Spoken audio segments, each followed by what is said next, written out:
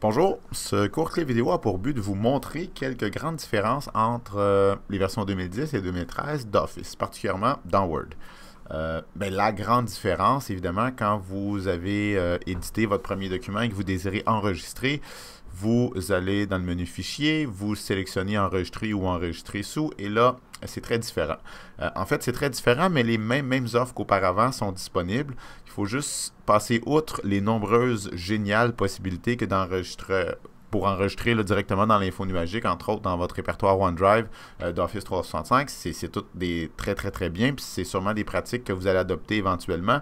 Mais si vous désirez faire comme à l'habitude rapidement, c'est ordinateur au bas de la liste qu'il faut sélectionner. Puis à ce moment-là, dans la colonne de droite, vous pourrez sélectionner parmi les répertoires que vous avez récemment utilisés ou tout simplement appuyer sur le bouton parcourir pour avoir la bonne vieille fenêtre d'enregistrement là, qui vous permet de magasiner là, les répertoires sur votre disque dur. Entre autres, souvent vous enregistrez dans Documents puis à un autre sous-niveau.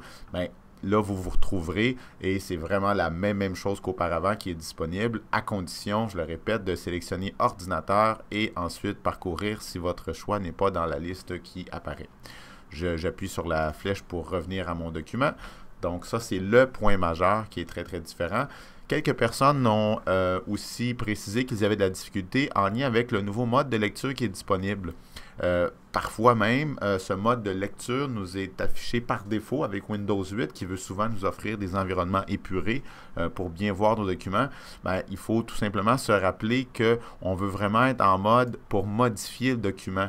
Et à ce moment-là, là, dans l'interface de Word, c'est en mode page plutôt qu'en mode lecture si on veut retrouver l'accès entre autres au bandeau et à tous nos outils, qui sont en passant là, très similaires à ce que vous aviez dans la version 2010.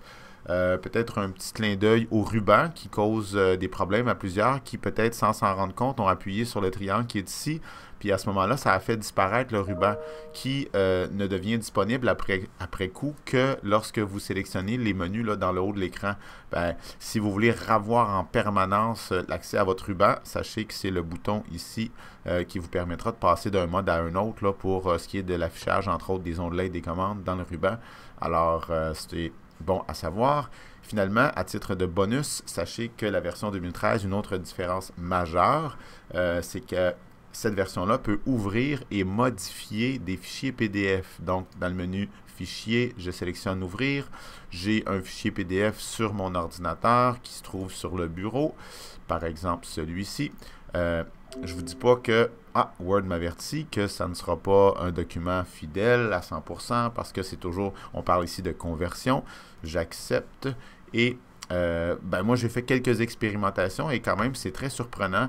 C'est certain là, que si vous avez des documents très complexes, ils vont être un petit peu mal en point, puis il faudra vraiment faire de la remise en page. Par contre, pour la majorité des documents qui ne seront pas trop complexes, on a quand même accès à modifier n'importe quelle partie du texte. Au pire, il y a certains éléments graphiques qui sont jumelés les uns aux autres, mais on peut encore les modifier, les déplacer. Et la beauté de la chose, c'est que je me retrouve avec un fichier qui est vraiment, par exemple, je veux l'enregistrer sur le bureau à nouveau, je me retrouve avec un fichier qui est vraiment au format Word. Donc, si je l'enregistre après avoir ouvert ce PDF avec Word dans Office 2013, je me retrouve avec un fichier qui est vraiment au format Word qui sera ouvrable par n'importe qui a des versions Word, là, pas obligatoirement la version 2013. Donc, ce court clip avait pour but de vous montrer les différences les plus importantes entre Office 2013 et Office 2010 ou les versions précédentes, particulièrement en lien avec Word et particulièrement pour l'enregistrement des fichiers. Merci, bonne journée.